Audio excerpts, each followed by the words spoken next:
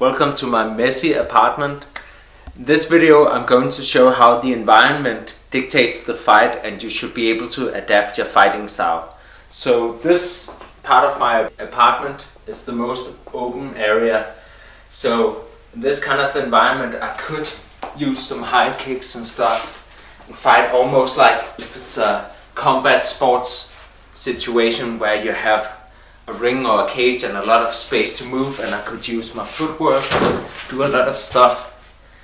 However, there's a lot of things to be mindful of, because if I fall down I could hit this kind of thing, and also even though it's an open space I might circle and something will be in the way.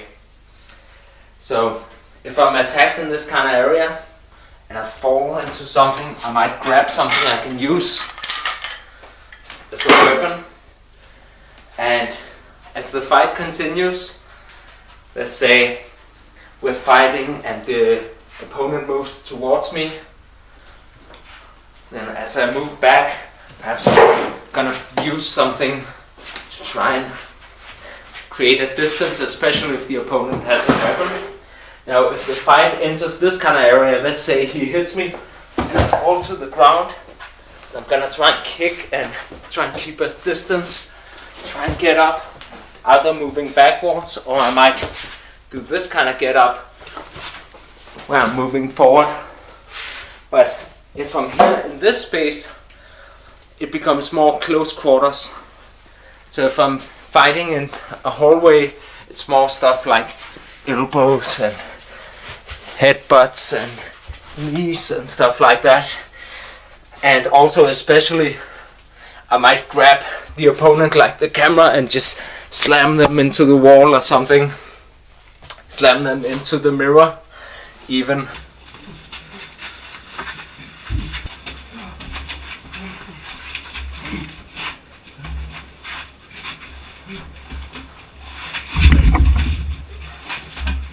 So there's a lot of things you can use. There's a pair of keys here. Everywhere there's something in your environment to adapt. Now let's see. Let's have the fight continue. So let's say, alright, I try to get away from him. Let's say he has a weapon or something. I try to get away. I'm gonna slam the door. And if he moves in, I have a little more time. I might grab something I can use as a weapon, do a kick or something and slam the door again. This kind of area, there's a lot of dangerous things. There's a scissor. We're in the kitchen now, so there's a lot of things which could be used for self-defense. I wouldn't do anything fancy. I would just keep it simple. But of course, if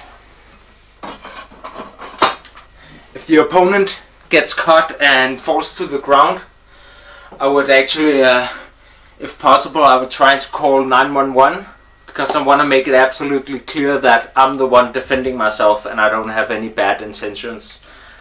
So yeah, there's a lot of things you can use here in the environment, like even like a frying pan or something. And let's see where else a fight might take place. It could be something like a bathroom, which there's very little space in here. Once again, I'm gonna use elbows and stuff, and I might slam the opponent into the walls or something. If it's multiple attackers or if he has a weapon, I'm gonna try and use the door to create a shield. So I might like slam his arm here and push him out and close the door and grab something I can use as an equalizer. And then if I'm able to, so it might be something, yeah, just anything. Ideally, if he has a close range weapon, like a knife or something you're likely to encounter, I'd much rather have something with greater reach, but this was the best thing I could find. Then you want to surprise the opponent. Use the door as a weapon to hit him first, and then perhaps continue striking and push him off or something. As soon as you're able to, I'm gonna open the door and I'm gonna make a run for it, especially if he has a weapon. But you don't want to do that too soon. Like, even if you hit the opponent once, and if you try to do this and you're nervous, so your motor skills aren't optimal, then he might stab you in the back or something. So ideally you want the opponent perhaps fallen to the ground or something, really badly hurt before you make the escape. Anyways, I hope you found this useful. At some point when I have the chance with a camera person and someone willing to spar in this kind of environment, I'm gonna try and do a sparring video showing you how you can use the environment inside an apartment. Either it's gonna be full contact with a lot of protective gear, or more likely it's gonna be light contact. But hope you enjoyed the video. If you wanna check out more videos for self-defense, there's a whole playlist with that. There's also a lot of martial arts and combat sports content, so explore the different playlists. Thanks for watching. After years of free content, the time has come where I need a helping hand from some of you. You can support me with $3 each month, or 5 or 10, for a few extra benefits.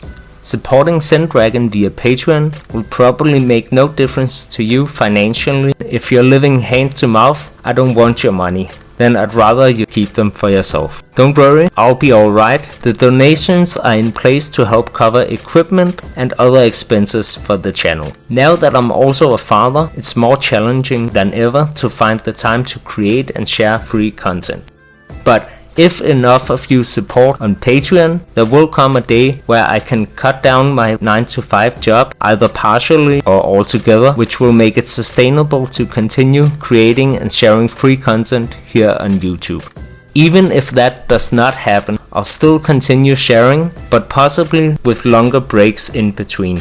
Thanks for listening. Now visit my Patreon, that's patreon.com/Zen-Dragon.